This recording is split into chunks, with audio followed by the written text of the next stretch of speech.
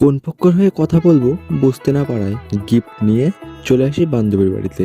বরকে মানে বন্ধুকে আনতে পাঠিয়ে দিয়েছি। গুটি গুটি পায়ে ভেতরে প্রবেশ করলাম আর হাতে থাকা গিফটটা পার করে কনের সঙ্গে দেখা করে বেশ কয়েকটা ফটো তুলে